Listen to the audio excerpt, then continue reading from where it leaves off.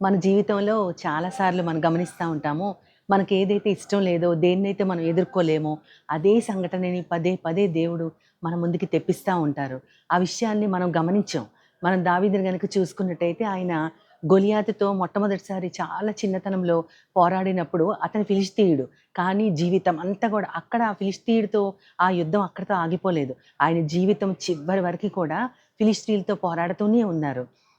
ఇదొక చిన్న ఉదాహరణగా దీని గురించి చెప్పుకోవచ్చు మనం. అమెరికాలో చాలా ఫేమస్ అయిన ఒక చేప ఉంది. దాని పేరు కాడ్ ఫిష్.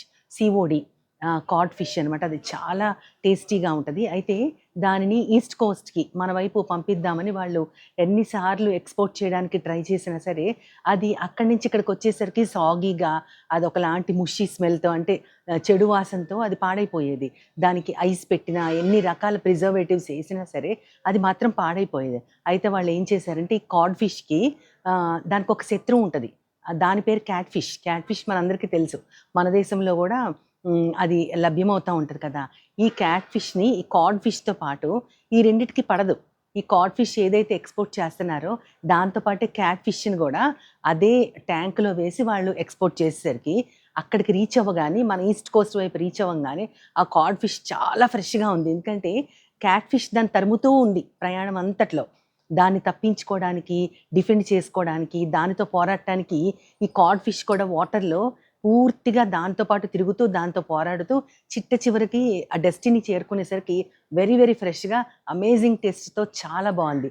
దీని అర్థం ఏంటంటే, మన జీవితంలో మనం ఎప్పుడు గూడా దేవుని మీద ఆధారపడుతూ, ఆయన దగ్గర నుంచి మనం సహాయం కోరుకుంటూ, ఆయన మీద మాత్రమే మనం ఆధారపడుతూ ఉండాలని, దేవుడు మనకిష్టం లేని, మనము ఎదుర్కోలేక బాధపడుతూ ఉన్నటువంటి శత్రువుల్ని, అది కోపమైనా కావచ్చు, ఆ కోపాన్ని మనం ఎదుర్కోలేకపోతే అలా కోపం వచ్చే సంఘటనలే పదే పదే రప్పిస్తా ఉంటారు యేసయ్య మనకి. అదే విధంగా మనం సహనం వహించలేకపోతే, సహనం లేని మనము ఎంత పర్ఫెక్ట్‌గా ఉన్నా సరే, సహనం లేని సంగతుల్ని మన దగ్గరికి రప్పిస్తా ఉంటారు. ఇక ముందు మనకు అలాంటి పరిస్థితులు ఎదురైతే, మనం వ్యసన పడకుండా, దేవుని మీద చిరాకు పడకుండా, మనమేం చేయాలంటే, దేవుని మీద ఆధారపడుతూ, నాయనా ఇవన్నీ నాకు రప్పించినందుకు నీకు స్తోత్రాలు. నీకే స్తుతి కలగాలి. నాకు కాదు, నీకే నాయనా స్తుతి అని మనం చెప్పుకోగలిగేలాగా ఆ పరిస్థితుల్ని మనకు రప్పిస్తున్నారనమాట దేవుడు. అందుకనే మనం దానిని గుర్తించి దేవుని మీద ఆధారపడదాం.